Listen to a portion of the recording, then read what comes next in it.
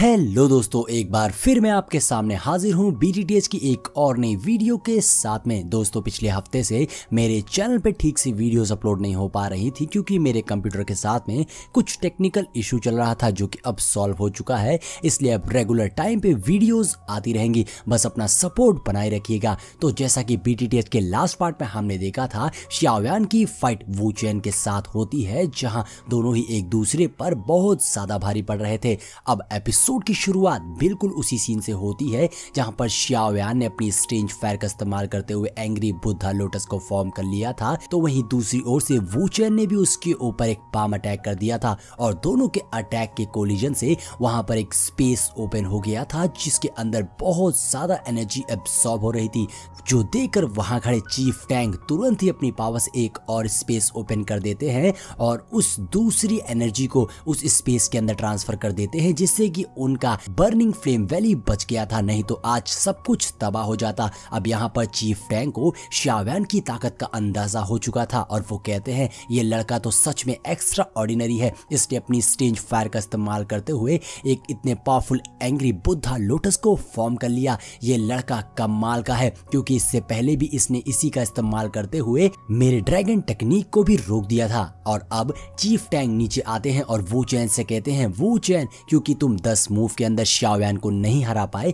इसीलिए xiaoyan ने इस मुकाबले को जीत लिया है। ये बात सुनकर वू चैन को बुरा तो बहुत लगता है, लेकिन वो चीफ टैंग के आगे कुछ भी नहीं कह पाता है और यहाँ पर xiaoyan काफी खुश हो चुका था। अब ये सीन यहीं पर चेंज हो जाता है। नेक्स्ट सीन में हम ब्लाइंड सेट के एक एल्डर को देखते हैं जो कि क्वीन मेडुसा के सामने खड़ा था, क्योंकि यहाँ पर ब्लाइंड सेट क्वीन मेडुसा के सेट के साथ में एक डील कर रहा था जहाँ ब्लाइंड सेट का क्लैन क्वीन मेडुसा के क्लैन के साथ में मर्ज होने वाला था। बदले में ये दोनों एक दूसरे को रिसोर्सेस देंगे और साथ ही एक दूसरे की मदद करेंगे। और अब ये डील हो चुकी थी, जिसके बाद ब्लाइंड सेट का वो एल्डर वहां से चला जाता है और अब क्वीन मेडुसा और वहां पर हम xiaoyan के दोनों भाई xiaoding और xiaoyi को देखते हैं, जहां पर क्वीन मेडुसा को समझ आ चुका था कि जरूर ब्लाइंड सेट का इसके पीछे कुछ ना कुछ तो इंटेंशन है जो कि बहुत ही ज्यादा बुरा है। और इसके अलावा हमें ये भी पता चलता है कि बाहर कई क्लैंस के बीच में ऑलरेडी फाइट चल रही है। अब यहाँ पर xiaoyan और xiaoding आपस में बात करने लगते हैं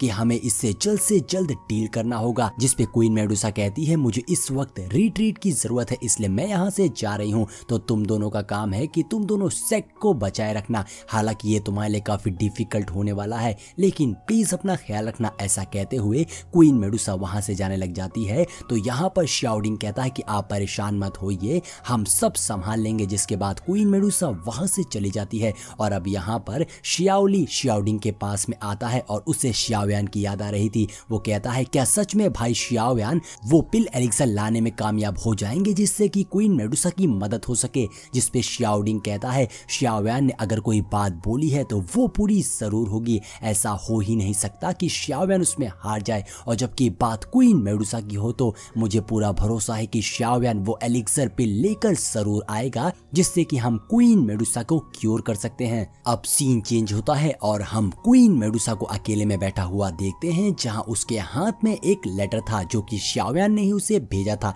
साथ ही में xiaoyan ने क्वीन मेडुसा को हेवनली सोल ब्लड मेल्टिंग पिल भी दे दिया था, जिससे कि क्वीन मेडुसा खुद को क्योर कर सकती थी। और इसके अलावा xiaoyan ने क्वीन मेडुसा को उस रीजन का क्वीन बना दिया था जिस पूरे सेट को xiaoyan ने बिल्ड किया था, क्योंकि xiaoyan को क्वीन मेडुसा पर पूरा भरोसा था कि वो उसके सेट को अच्छे से लीड कर सकती है। इसीलिए अभी हमने क्वीन मेडुसा को जहां पर डिसीजन लेते हुए देखा था वो पूरा सेट xiaoyan का ही था, जो कि हमने पिछले कुछ एपिसोड्स में देखा था। और इसके अलावा xiaoyan क्वीन मेडुसा को अपनी आगे की जर्नी के बारे में सब कुछ बताता है कि अब वो जोंगजाओ जाने वाला है, जहां पर उसे बहुत ही इंपॉर्टेंट मिशन कंप्लीट करना है, जैसे कि अपने मास्टर को बचाना। xiaoyan कहता है मैं चाहूंगा कि मैं जिंदा रहूं ताकि मैं लाइफ में दोबारा तुमसे मिल पाऊं। और ये सारी बातें सुनकर क्वीन मेडुसा यहाँ थोड़ी सी इमोशनल हो गई थी और इसी के साथ ये सीन चेंज हो जाता है। नेक्स्ट सीन में हम एक बहुत बड़ी सी एनर्जी बॉल को देखते हैं जिसके अंदर से बहुत सारी एनर्जी रिलीज हो रही थी और उसी बॉल के अंदर हम xiaoyan को देखते हैं।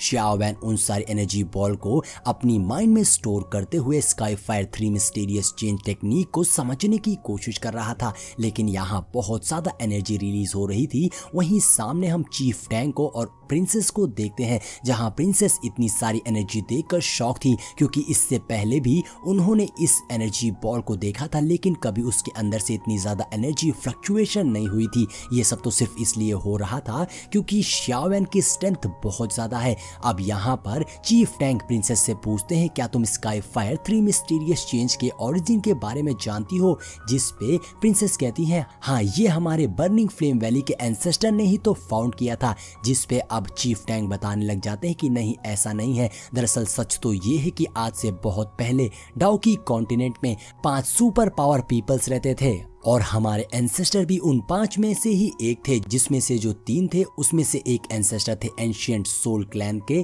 और दूसरे थे डाउ एम्परर ब्लड लाइन से, और तीसरे डेंटा ब्लड लाइन से। ये सभी बहुत ही हाई लेवल पे थे, क्योंकि ये सभी उस समय के राज करने वाले एंसेस्टर्स थे। और इसके अलावा हमारे एक एंसेस्टर थे शियाओ शुआन, जो कि डाउ एम्परर ब्लड लाइन के एंसेस्टर रह चुके थे और डिसेंडेंट भी। और ये जो स्काईफायर 3 मिस्टीरियस चेन टेक्निक है, ये उन्हीं की बनाई हुई टेक्निक है। अब ये बातें सुनकर तो प्रिंसेस शॉक हो जाती है कि क्या ये टेक्निक हमारे एंसेस्टर ने नहीं बनाई है? जिस पे चीफ टैंक बताने लग जाते हैं, नहीं, ये उनके फ्रेंड शियाओ शुआन की बनाई हुई टेक्निक है। अब शियाओ शुआन नाम सुनकर प्रिंसेस को लगने लगता है कहीं xiaoyan उन्हीं शियाओ शुआन का डिसेंडेंट तो नहीं है।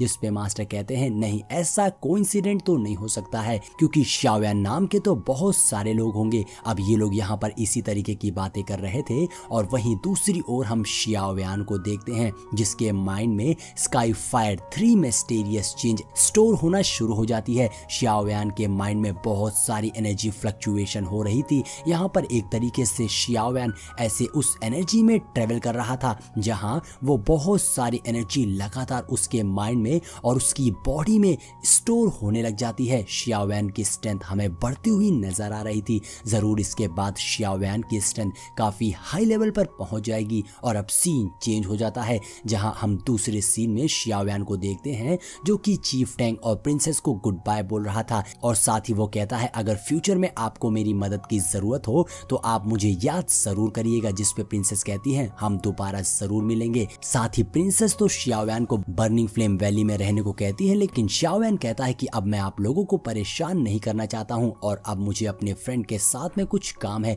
इसलिए मैं जरा उनके पास जाना चाहूंगा। जहां पर चीफ टैंक जाने से पहले xiaoyan को कहते हैं, क्योंकि अब तुम्हारे पास स्काईफायर 3 मिस्टीरियस चेंज आ चुका है, ये बहुत ही एक्सट्रीमली वायलेंट टेक्निक है, इसलिए तुम्हें ज्यादा से ज्यादा केयरफुल रहने की जरूरत है, क्योंकि अगर किसी और सेट को या किसी आउटसाइडर को इसके बारे में पता चल गया तो तुम और हम बहुत बड़ी मुसीबत में पड़ जाएंगे, क्योंकि ये टेक्निक मेरे सेट की बहुत ही पावरफुल और सीक्रेट टेक्निक है। जिस पे xiaoyan कहता है, आप मुझ पर भरोसा रखिए, मैं ऐसा कुछ भी नहीं होने दूंगा। जिसके बाद xiaoyan उन दोनों को गुड बाय बोलकर वहां से चला जाता है। और यहाँ पर प्रिंसेस ऑफ चीफ टैंक सोच रहे थे, क्या हम दोबारा कभी xiaoyan से मिल पाएंगे? अब सीन चेंज होता है और हम लिटिल फेरी डॉक्टर को ट्रेवल करता हुआ देखते हैं, जहां पर वो बहुत ही स्पीड से ट्रेवल कर रही थी। यहाँ पर लिटिल फेरी डॉक्टर के ऊपर बहुत सारे स्पाइक अटैक हो रहे थे। अब ये सारे अटैक कौन कर रहा है, ये सब तो हमें आगे ही वीडियो में पता चलेगा, लेकिन लिटिल फेरी डॉक्टर के साथ में वो लड़की शिनलैन भी थी।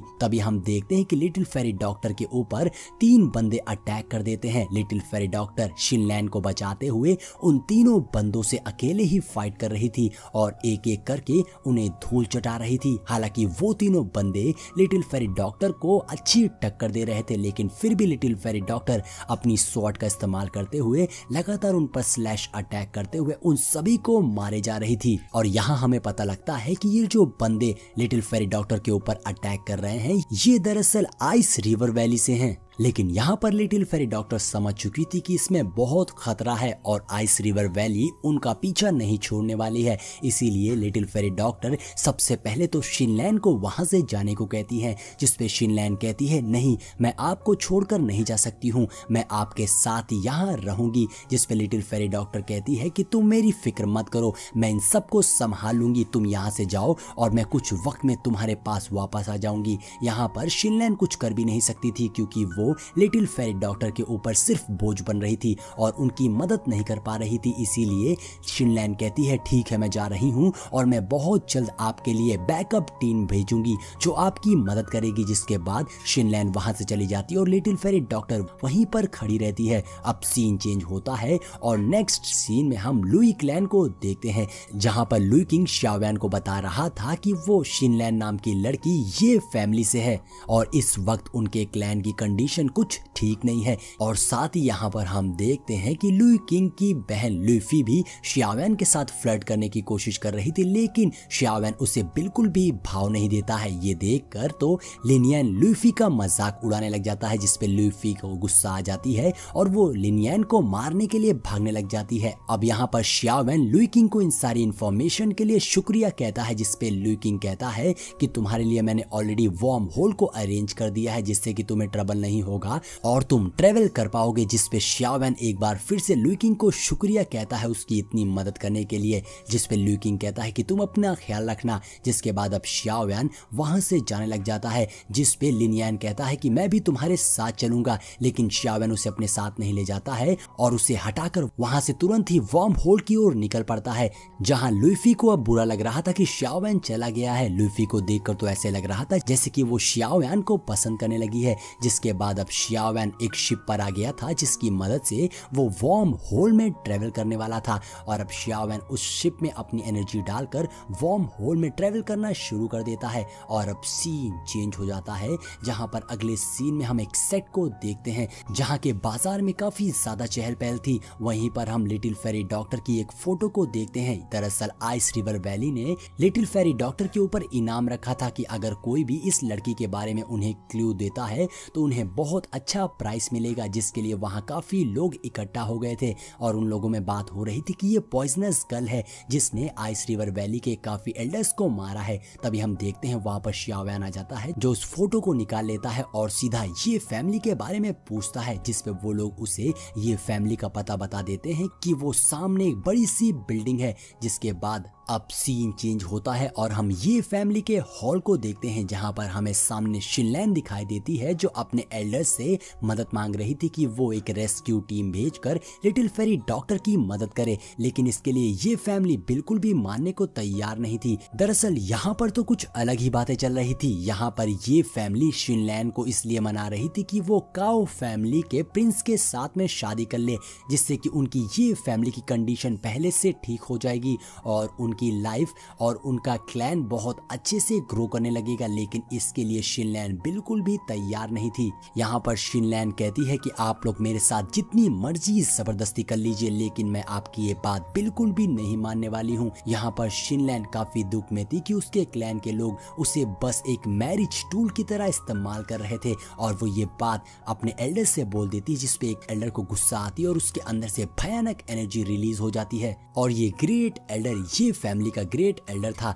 जो कहते हैं कि काइंडनेस कैसे दिखानी है ये फैमिली अच्छी तरीके से जानती है, इसीलिए खामोश रहो और तब तक वेट करो जब तक इस मैरिज वाला मैटर को सेटल नहीं किया जा सकता है। अब लीटर ने तो अपना ऑर्डर दे दिया था, लेकिन शिनलैन को वो मंजूर नहीं था। शिनलैन कहती है चाहे जो हो जाए मैं काउडैन से शादी कभी भी नहीं करूंगी, मैं खुद इसका हल ढूंढ लूंगी। ये बोलकर शिनलैन वहां से जाने लगती है कि तभी दूसरा एल्डर कहता है क्या तुम सच में उस कैनन कॉलेज के जीनियस लड़के जिसका जिक्र तुमने किया था उस पर डिपेंड रहना चाहती हो? उसके बारे में ज्यादा मत सोचो, भले ही वो उस फ्रेंड को बचा लेगा, मगर इस वक्त हमारी ये फैमिली में जो क्राइसिस चल रही है इसे कोई भी डॉग या कैट सॉल्व नहीं कर सकता है। ये बोलते हुए वो एल्डर अचानक से शिनलैन के सामने आ जाता है। एल्डर शिनलैन से कहता है आज से तुम कहीं बाहर नहीं जाओगी, मगर तभी बाहर से किसी की आवाज आती है जो कहता है डॉग्स और कैट भी आपकी ये फैमिली की हेल्प करने में इंटरेस्टेड नहीं है। शिनलैन ये आवाज सुनकर पहचान जाती है कि ये तो xiaoyan की आवाज है और खुश होकर xiaoyan की ओर दौड़ती है। ये सुनकर सारे एल्डर्स हैरान हो गए थे। अब हम ये फैमिली के हॉल के बाहर का सीन देखते हैं जहां xiaoyan आ गया था। शिनलैन दौड़ते हुए xiaoyan के पास आती है। xiaoyan लिटिल फेरी डॉक्टर का पोस्टर दिखाते हुए शिनलैन से पूछता है कि ये सब क्या हो रहा है, जिस पर शिनलैन काफी परेशान और हिचकिचाने लगती है। जिस पर xiaoyan परेशान होते हुए कहता है मुझे फौरन लिटिल फेरी हमारे डॉक्टर के पास ले चलो, जिस पर शिनलैन शाओवैन को लेकर जाने लगती है। मगर तभी ये फैमिली का वो एल्डर इन दोनों का रास्ता रोकते हुए कहता है, तुम कौन हो, तुम्हारी हिम्मत भी कैसे हुई मेरी ये फैमिली में एंटर करने की। तो शाओवैन उस एल्डर को ग्रीट करते हुए कहता है, मैं शाओवैन हूँ, शिनलैन का सीनियर, कुछ बहुत ही जरूरी मसला है इसीलिए शिनलैन को मेरे साथ जाना होगा। जिस पर एल्डर गुस्से से कहता है, शिनलैन की शादी होने वाली है तो मैं इससे तुम्हारे साथ कैसे जाने दे सकता हूँ। जिस पर शिनलैन भी कहती है, मैं ये शादी नहीं करूंगी। तो शाओवैन कहता है, शिनलैन मेरे कैनन कॉलेज की स्टूडेंट है और अगर शिनलैन कुछ नहीं करना चाहती है तो कोई भी उसे वो करने के लिए फोर्स नहीं कर सकता है, चाहे वो सामने ये फैमिली भी क्यों ना हो। ये सुनकर तो उस एल्डर को गुस्सा आ जाती है और वो अपनी पावर्स एक्टिवेट करके तेजी से शाओवैन के ऊपर अटैक कर देता है। इधर शाओवैन फौरन शिनलैन को पीछे कर देता है और बहुत ही आसानी से उस एल्डर के अटैक को रोक देता है। शाओवैन गुस्से में अपनी स्ट्रेंथ का यूज करते हुए उस फोर्थ एल्डर के ऊपर एक जोरदार पंच मारता है, जिससे वो फोर्थ एल्डर पूरी तरीके से हिल गया था। लेकिन उसकी किस्मत अच्छी थी कि शाओवैन का ये पंच उसे लगा नहीं था। शाओवैन ने सिर्फ और सिर्फ उसे डराने के लिए किया था। तभी वहां पर बाकी ग्रेट एल्डर्स भी आ जाते हैं, जो शाओवैन से कहते हैं कि अगर तुम हमारे एल्डर्स के साथ में इस तरीके से बिहेव करोगे तो हम ये बिल्कुल भी बर्दाश्त नहीं करेंगे। जिसपे शाओवैन कहता है, ये शुरुआत तो तुम्हारे एल्डर ने ही करी थी, अगर तुम मेरे काम के बीच में नहीं आओगे तो मैं तुम्हें कुछ भी नहीं करूंगा। जिसके बाद शाओवैन जैसे ही वहां से जाने लगता है तो दो एल्डर एक साथ मिलकर शाओवैन के ऊपर अटैक कर देते हैं, जिससे फाइट करने के लिए शाओवैन ने अपने पपेट को बाहर निकाल लिया था, जो बाहर आते साथ ही उन दोनों एल्डर्स को पटकना शुरू कर देता है और वो दोनों एल्डर्स एक ही बार में धराशायी हो जाते हैं। ये देखकर तो ग्रेट एल्डर भी शॉक हो गए थे कि इस लड़के के पास क्या क्या है। जिसके बाद शाओवैन कहता है, अब मेरा समय और वेस्ट मत करो। शाओवैन शिनलैन और अपने ग्रेट पपेट को लेकर वहां से निकल जाता है और अब यहाँ पर हम ग्रेट एल्डर को देखते हैं, जो बहुत ध्यान से शाओवैन को देख रहा था और यहाँ पर उसके दिमाग में कुछ तो खुराफात चल रही थी। जिसके साथ ही हमारा ये एपिसोड यहीं पर एंड हो जाता है। तो दोस्तों, अगर आपको ये वीडियो पसंद आई हो तो लाइक और कमेंट जरूर करिएगा। मिलते हैं नेक्स्ट वीडियो में। और अगर आपको नॉवेल वीडियोस देखनी है तो कमेंट करके बता दीजिएगा कि आपको नॉवेल वीडियो कब चाहिए। मिलते हैं नेक्स्ट वीडियो में।